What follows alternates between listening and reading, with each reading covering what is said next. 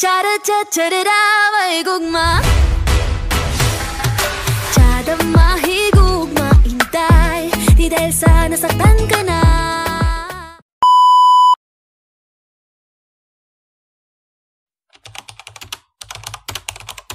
Yung pagkakaalala ko kasi sa tingin ko, ginawa ni Rizal yung LPD at No Limit Hungary para italarawan yung mga nangyayari sa kultura or sa society ng Pilipinas at ng Espanya. Kasi naalala ko nung nag-aaral pa ako nung Life in Rizal, Life of Rizal, naalala ko dun na may mga taong nagtatag na si Rizal ay kino-compare na siya ay si reincarnated as Jesus. Ayun, naalala ko na siguro dun sila na-insulto sa bagay na yun, na kung bakit daw iniali tulad si Rizal sa isang Jesucristo na dati na nabuhay matagal na bago pa si Rizal. Siguro kaya ayaw ng mga Catholics sa Rizal Bill kasi dahil nga yung works niya before parang ino-oppose niya yung mga priest, di ba? Like, kung ano yung mga ways nila before, parang hindi siya agree. Kaya yung mga Catholics parang hindi sila agree.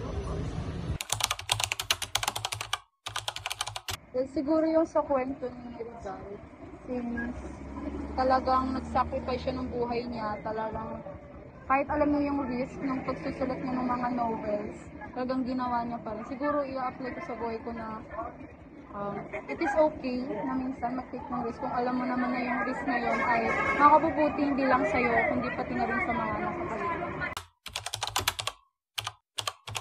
Okay, para sa akin, importante na maaral na yan para magkaroon na ng final na decision para sa kung sino nga ba yung talagang national hero natin.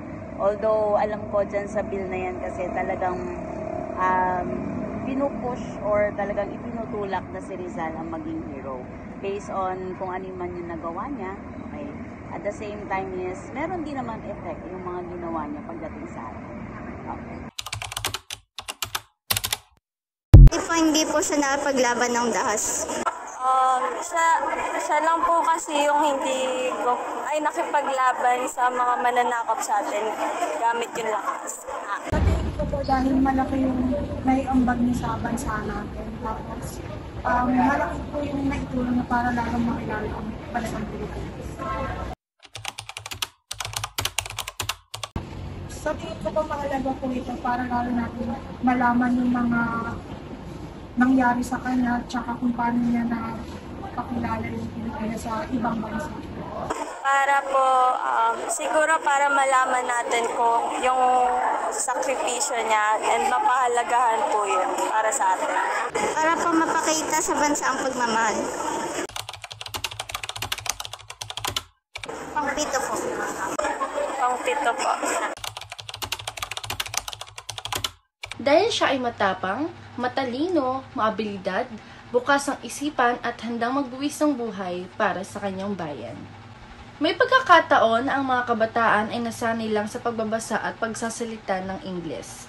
Kaya ang mga sulat ni Rizal ay masasabing malalim at hindi masyadong maintindihan ng kabataan na nagiging dahilan sa isang problema kung bakit nagiging hindi interesado sa pagbabasa ang mga kabataan. Ang buhay ni Rizal ay importante sa ating mga buhay dahil sa mga nangyari sa kanya at sa mga mensahe na ibinigay niya noong panahon ng mga Kastila. In short, Jose Rizal wrote No Limit Hungary and El Filibusterismo to describe what is happening in our culture, and the purpose of RA 1425 or the Rizal Law is to have a final decision on who is the national hero, despite the fact that Rizal is being pushed because of what he has done. One of the reasons why the Catholic Church opposed the Rizal's law is because Rizal is compared to Jesus, where they were insulted. Finally, they learned through studying Rizal's life that it's okay to take that risk if you know that it will be good not only for you, but also for the other people.